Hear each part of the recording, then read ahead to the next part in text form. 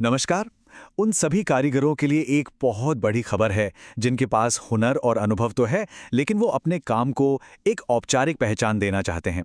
आज हम डीजीटी की एक नई और कह सकते हैं क्रांतिकारी योजना पर बात करेंगे। ये योजना बिना रेगुलर आईटीआई ट्रेनिंग के सर्टिफिकेट पाने का रास्ता खोलती है। तो चलिए इसे और गहराई से समझते हैं। क्या ऐसा होता है कि आपके पास सालों का तजुर्बा है, बेहतरीन हुनर है, लेकिन जब उसे साबित करने की बारी आती है तो कोई फॉर्मल सर्टिफिकेट नहीं होता? देखिए, ये एक बहुत ही आम समस्या है जो अक्सर करियर में आगे बढ़ने के रास्ते में एक रुकावट बन जाती है। तो बस इसी प्रॉब्लम के सॉल्यूशन के लिए डायरेक्टरेट जनरल ऑफ ट्रेनिंग यानी डीजीटी एक शानदार पहल लेकर आया है। इसका सीधा सा मकसद उन स्किल्ड लोगों को पहचान देना है जो इंडस्ट्री में बढ़िया काम तो कर रहे हैं, लेकिन अब तक एक फॉर्मल सर्टिफिकेशन से दूर थे। और हाँ, ये कोई सुनी सुनाई बात बिल्कुल नहीं है। ये देखिए, ये डीजीटी की 25 फरवरी 2025 की ऑफिशियल नोटिफिकेशन है। यही वो डॉक्यूमेंट है जो एक नया रास्ता खोल रहा है, जिससे जो भी योग्य उम्मीदवार हैं वो नेशनल ट्रेड सर्टिफिकेट यानी एनटीसी हासिल कर सकते हैं। तो ये नेशनल ट्रेड सर्टिफिकेट या एनटीसी आखिर है क्या? असल में ये एक औपचारिक सर्टिफिकेट है जिसे अब सीधे all India trade test pass करके हासिल किया जा सकता है। और इस नए नियम का सबसे बड़ा फायदा जानते हैं क्या है? इसके लिए अब आईटीआई में रेगुलर ट्रेनिंग लेने की कोई जरूरत नहीं है। आप जरा इस पर नजर डालिए। जो वाकई दिलचस्प है वो ये है कि इस पूरी प्रोसेस को कितना आसान बना दिया गया है। बस 4 सीधे सीधे स्टेप्स हैं। आपके पास इंडस्ट्री का अनुभव है, आप एक प्राइवेट कैंडिडेट के तौर पर अप्लाई करते हैं, सीधे परीक्षा में बैठते हैं और सर्टिफिकेट हासिल कर लेते हैं। कितना सिंपल है। तो अब आता है सबसे जरूरी सवाल, आखिर इस स्कीम के लिए कौन एलिजिबल है और संस्थानों और उम्मीदवारों दोनों के लिए क्या नियम और शर्तें रखी गई हैं? चलिए इसे भी समझ लेते हैं। डीजीटी ने संस्थानों के लिए बहुत ही साफ नियम बनाए हैं। पहली बात, सिर्फ वही सरकारी आईटीआई प्राइवेट उम्मीदवारों को एडमिशन दे सकते हैं जिनकी ग्रेडिंग 4.0 या उससे ज्यादा हो।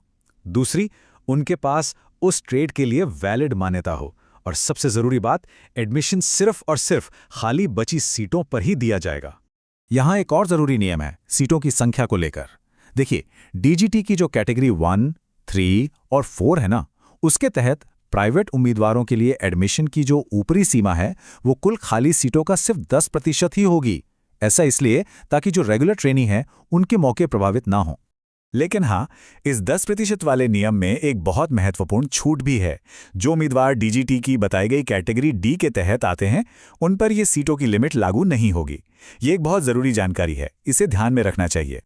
देखिए, किसी भी मौके का फायदा उठाने के लिए समय का ध्यान रखना सबसे जरूरी होता है ना? तो डीजीटी ने इस पूरे एडमिशन प्रक्रिया के लिए एक बहुत ही सख्त शेड्यूल तय किया है, जिसे जानना बेहद जरूरी है। इस टाइमलाइन पर एक नजर डालते हैं। प्राइवेट कैंडिडेट के तौर पर एडमिशन के लिए आखिरी तारीख है 20 मार्च 2025। इसके बाद डेटा अपलोड किया जाएगा और फिर 22 अप्रैल तक ट्रेनी वेरिफिकेशन का काम पूरा करना होगा। मतलब समय काफी कीमती है। और डीजीटी इस मामले में कितना सीरियस है वो आप इस एक लाइन से समझ सकते हैं। नोटिफिकेशन में साफ साफ लिखा है कि इन तारीखों को आगे बढ़ाने के लिए किसी भी रिक्वेस्ट पर कोई विचार नहीं किया जाएगा। तो अहम बात यही है कि हर काम बिल्कुल समय पर हो। ये योजना सिर्फ एक मौका नहीं है, बल्कि इसके साथ कुछ नियम और जिम्मेदारियां भी जुड़ी हुई हैं। ये एक औपचारिक और काफी गंभीर प्रक्रिया है जिसमें जवाबदेही को भी शामिल किया गया है। पारदर्शिता और जवाबदेही को पक्का करने के लिए सभी राज्यों और केंद्र शासित प्रदेशों के अधिकारियों को एडमिशन से जुड़े सारे के सारे डॉक्यूमेंट्स कोर्स पूरा होने के बाद कम से कम 3 साल तक सुरक्षित रखने होंगे। और ये बात बहुत ही महत्वपूर्ण है। अगर किसी भी कैंडिडेट के एडमिशन में कोई भी गड़बड़ी या धोखाधड़ी पाई जाती है तो डीजीटी के पास ये पूरा अधिकार है कि वो किसी भी स्टेज पर उस एडमिशन या फिर जारी किए गए एनटीसी सर्टिफिकेट को रद्द कर सकता है। तो डीजीटी की ये नई पहल उन लाखों कुशल कारीगरों के लिए एक बहुत बड़ा मौका हो सकती है जिनके पास हुनर की कोई कमी नहीं है, बस एक सर्टिफिकेट की कमी थी। अब सवाल ये उठता है कि क्या ये एक सर्टिफिकेट सच में किसी के करियर की पूरी दिशा बदल सकता है? इस पर विचार जरूर कीजिएगा।